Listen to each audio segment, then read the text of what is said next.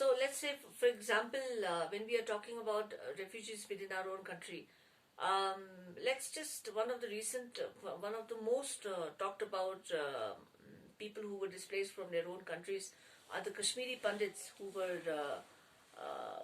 left their country in Kashmir, and they were forced to take shelter in other parts of the country. Most of them did move to Jammu, and from there they started spreading to other parts of the country. Some have managed to come back, but most of them did not come back, or they chose not to come back. So refugees are, there are different categories, but more or less it's just anyone who's forced to live his or her place of origin.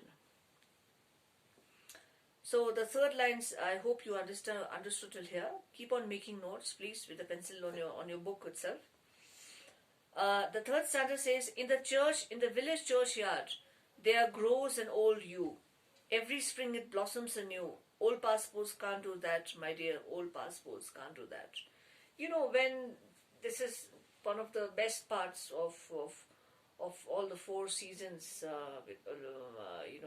that God has gifted us with, and I believe that every season has its own significance. But this is something that a typical Ladakhi would be dying to see. When you see new buds coming on your trees, your mother will be excited. You must have seen how excited she is when she sees all the seeds that she has sown when they started sprouting in the kitchen garden. So this is, and the spring signifies new life, beginning, starting something afresh, absolutely something new. So the poet is talking about and remembering his life in his own country of origin, and at the same time he's remembering how life was right after the church. Every Sunday you have church service, and then the yard is the empty or garden or whatever, the empty area around the church, and he's remembering about how these yews used to grow. Yews is a kind of a green shrub that grows,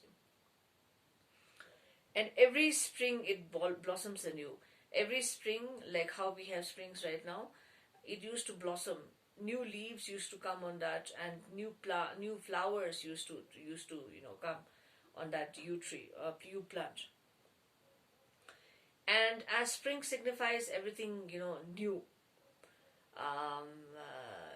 and it signifies the beginning of a new life.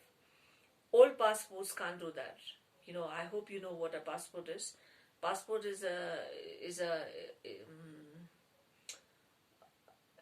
it's a proof that you belong to a particular country.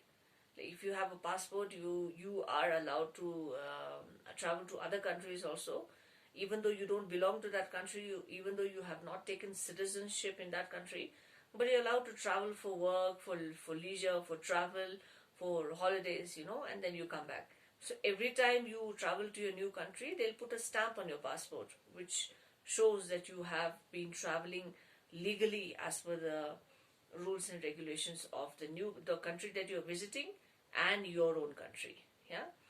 But because they are in a new place, they are no longer in their own place of origin.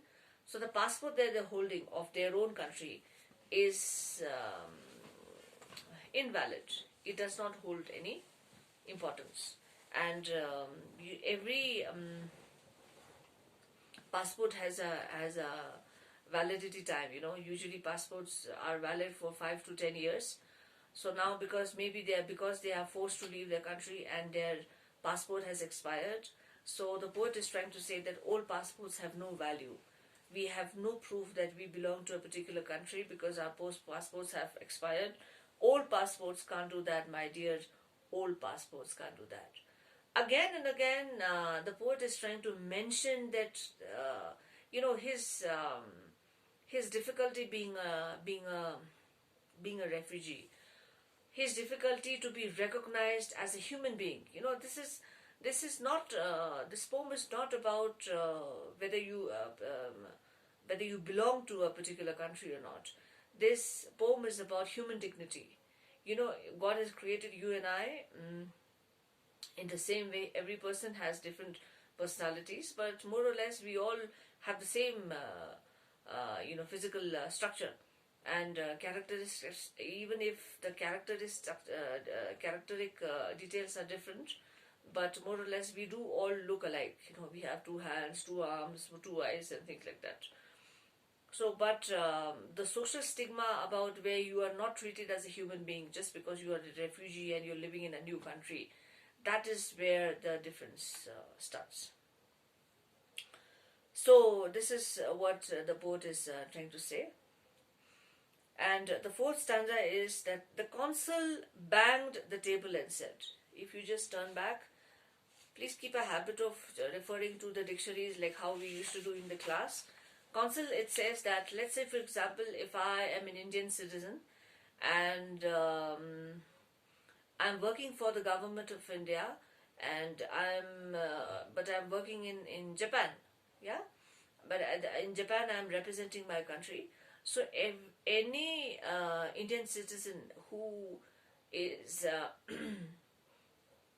living in Japan as a refugee, if the Japanese government has given shelter to any Indian origin citizen as a refugee, they can come to the consul office where I am working because I am an Indian and this person is also of Indian origin, the refugee. So they can come here and they can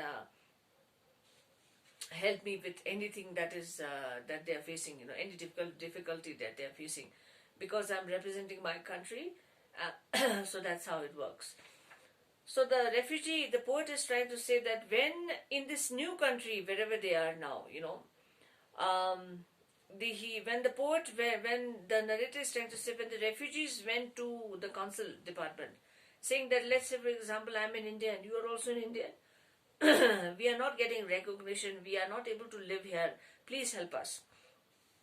And the consul, if you look at the picture here, you can see these these two people wearing blue uniform. They are helping these refugees who have come and taken shelter in a new country.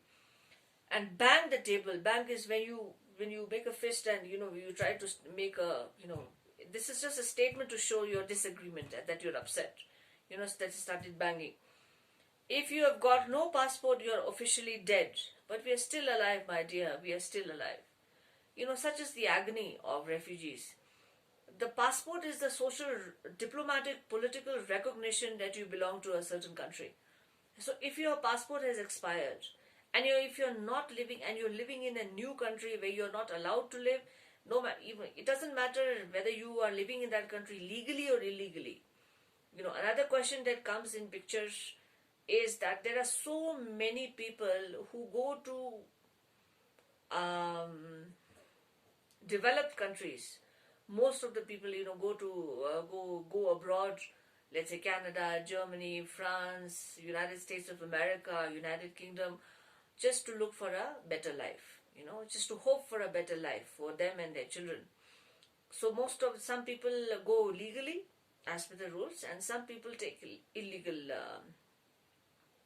sources to enter a country.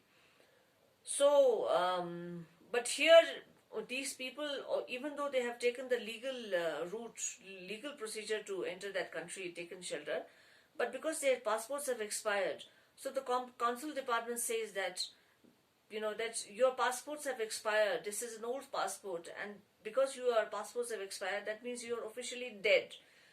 We have no record of you as a citizen of that particular country in our records, in our country. So you are dead. But the poet is trying to say, how can we be dead just because you don't have the details? You must have seen these people who come from the government of India. They come and keep on saying that we are doing a sensex check, and they keep on asking your parents about how many siblings do you have, how many children do you have, the number of family members that live in that particular house.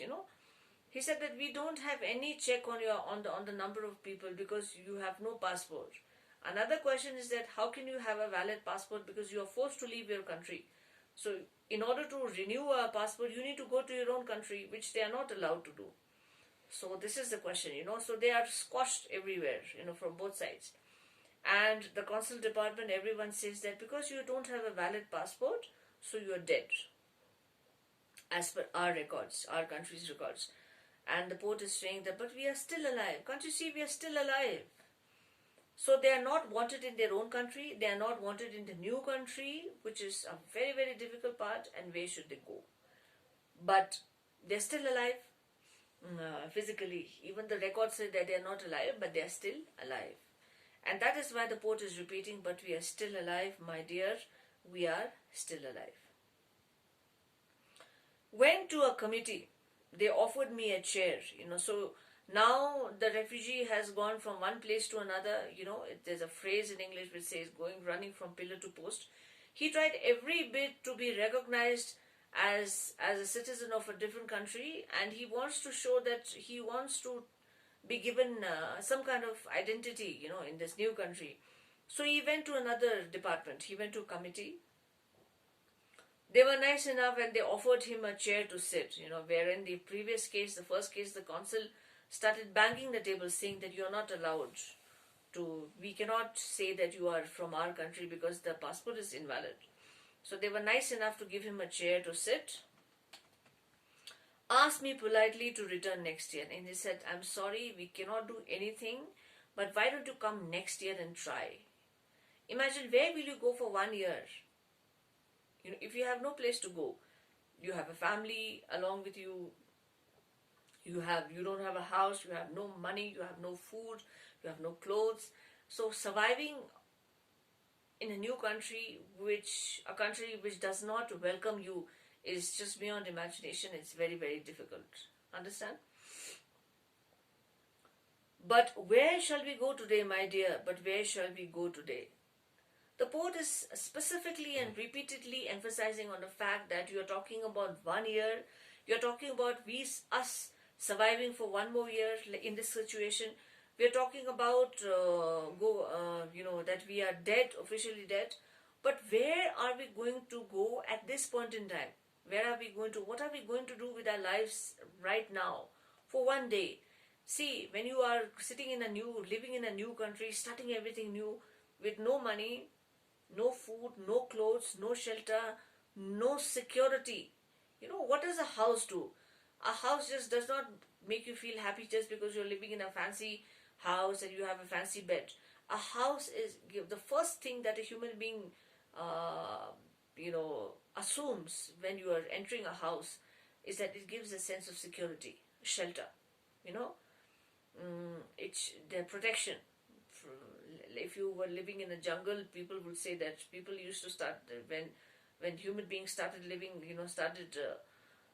they started living in caves just to protect themselves from wild animals. In the same way, now we are living in homes so that we can protect us from every kind of weather and feel secured, which is one of the first thing that a human being, asks for when he is building a house. So imagine you have no house.